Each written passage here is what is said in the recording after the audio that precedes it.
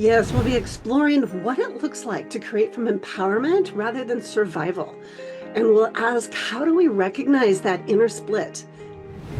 Because we all carry both trees within us, the tree of empowerment and the tree of survival.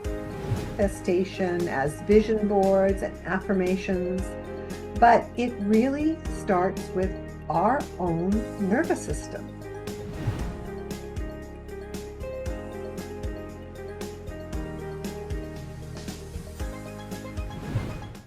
Welcome back to the Healing You Method podcast. I'm Gail Donohue, and I'm here with my dear friend and host, Gloria Lybecker. Today, we're diving into an archetype that both Gloria and I love working with, and it is the two trees within. Yes, we'll be exploring what it looks like to create from empowerment rather than survival. And we'll ask, how do we recognize that inner split between the empowered and the disempowered self? And what practices help us to choose from our center? And how does our nervous system safety affect manifestation? So, let's begin with that split because we all carry both trees within us, the tree of empowerment and the tree of survival. One grows from presence, choice, and inner authority, and the other grows from fear, reactivity, and old patterns. I was just talking about this with my son yesterday. For me, the disempowered tree, it used to look like shrinking back, silencing myself, or people pleasing. And the empowered tree, in contrast, it really feels like grounded presence. And my chest opens and expands, and I breathe deeper and easier. And I can really tune into my choices so much more clearly. Um, Actually, the reason I was talking to my son about it is because we'd had a rupture, and I was owning to him the fact that I have a pattern that when I feel hurt or dismissed or upset or any of those things, or even angry sometimes, I I withdraw from the relationship and I get really quiet. And so I told him that I was practicing with him and his dad to, when I recognize that, to speak up and to tell my truth. And it was a really great conversation. Oh, that's great. Um, yeah, it's interesting because for me, that disempowered tree often showed up and shows up as overstriving or pushing harder in order to prove that I'm worthy, because I have this thing that, oh, I'm not good enough. But when I do make that choice to return to the empowered tree, I notice my energy is steady, my voice is clear, and I feel more at ease. Mhm. And oh my gosh, that feeling of feeling more at ease, it was just, it's just so much nicer. It just happened just recently, when I was like pushing through. I had, you know, on my to-do list, I had lots of things to do, and I was just so exhausted, but I was forcing myself to like stay there and just work through all of the things that I had planned that I should have got done in that day. And then finally, I just got connected to myself and I went, this isn't working. And I decided, okay, I'm just going to go outside. And so I did. And that was huge. I felt so much better. And when I came Mm. back, I was able to focus a lot better and get what I wanted to get done, but with a lot more ease and a lot Mm. more care for myself. Yeah. What I'm hearing is that the key really is awareness for both of us.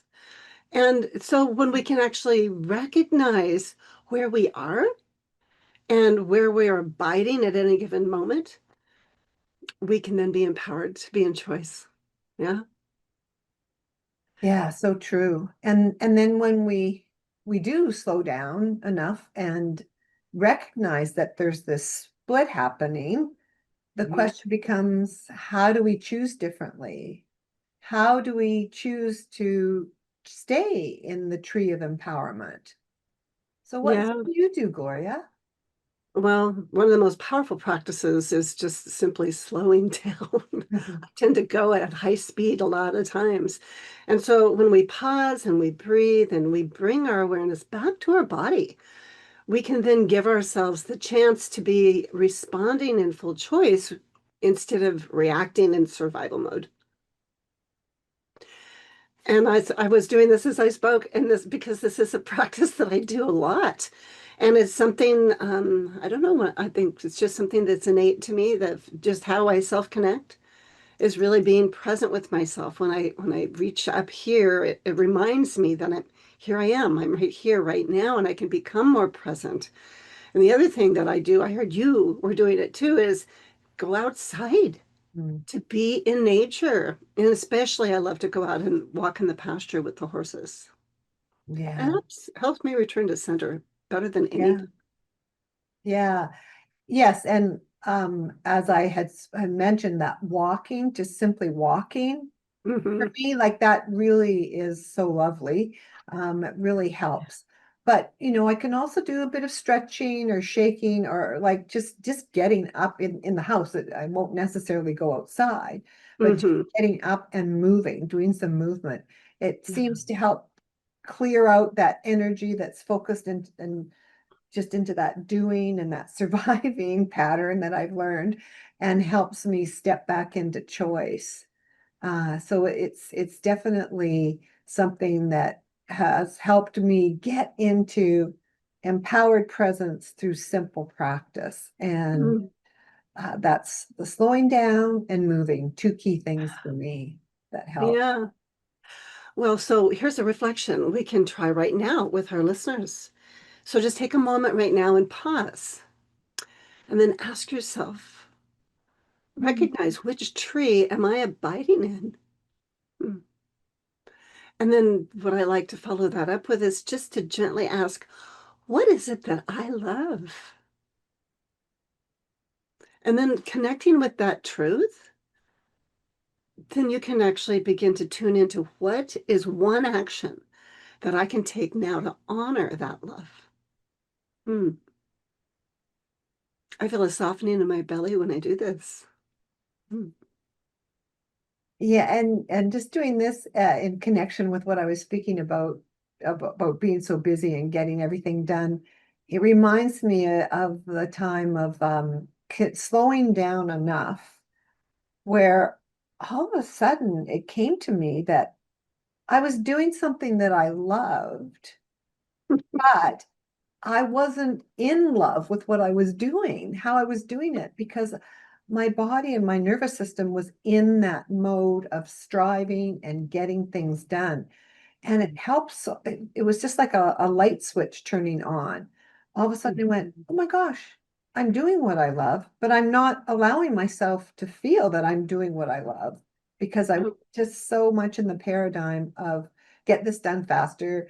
You need to do this before you can go on to something else. It was a big yeah. aha So moment for me. Yeah. I'm hearing how you're able to tune back in and actually have pleasure in what you love Yeah, I did. instead of it being a task. Yeah, Yeah. exactly. Yeah, exactly. I love that And distinction there. That's powerful. yeah, it was really powerful. Yeah, and I've helped bring that with my clients too, and Mm, it's helped them as well. And beautiful. this brings us to the third piece, which is manifestation. Mhm. And we often think of manifestation as vision boards and affirmations, but it really starts with our own nervous system. It truly does. When our body doesn't feel safe, it's nearly impossible to create from that sense of empowerment as you were just sharing, because the survival energy just keeps us looping in fear or lack, in scarcity. And when we actually have that neuroception of safety, it opens up the door for creativity and trust to emerge. Mhm. This is, I'm imagining it's one of the reasons I gravitate to go out there and be with the horses, because with the horses, they really do mirror this truth. They will come out and be close to me, walk right up to me and connect, when they sense that I'm in that place. When I'm working with clients with the horses, they do reflect back the coherence that's in the person's nervous system, whatever it may Mm, be. Yeah.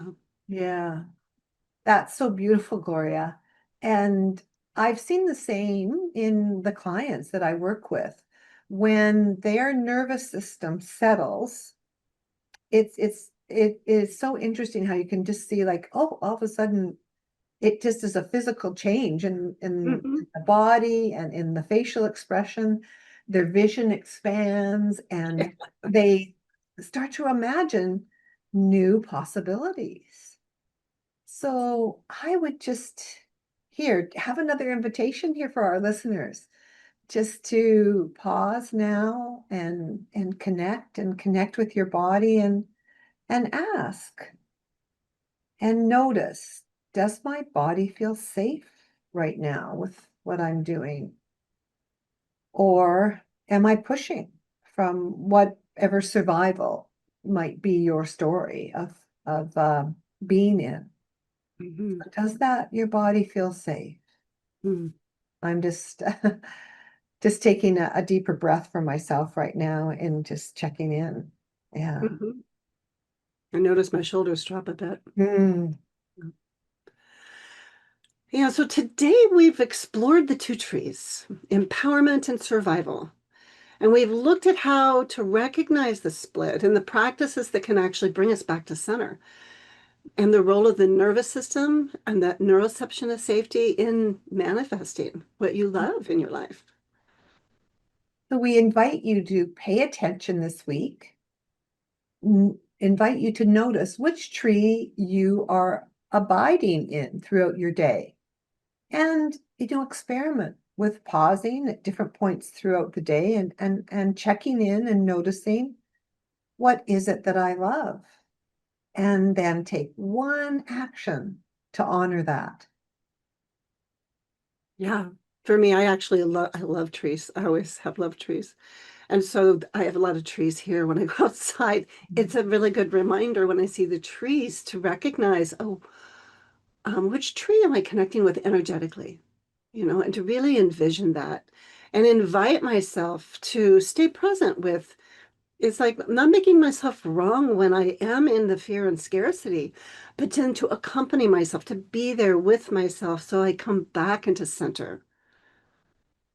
Mm, Yes. And that's so powerful when you do that pausing enough and really get into feeling what it's like being in the scarcity, as an example, tree, and then consciously choosing to step into the tree of empowerment and what that feels like and the difference there. it's a huge dynamic difference, isn't it? Yeah. It is. It truly is. And this leads beautifully into our next episode, which is on your focus creates your reality. But whose focus is it? Yeah. We're going to explore how early patterns shape our attention automatically. Shape, I said that kind of backwards. Our early patterns actually shape where our attention automatically goes. And there's a difference between fantasy and embodied visioning, and a body based check in for clarity where your mood and your focus is rooted. Yeah. So as you move forward, may you keep returning to what you love and let that love guide your next action. Yes, because when you live from love, you live from empowerment. Until next time.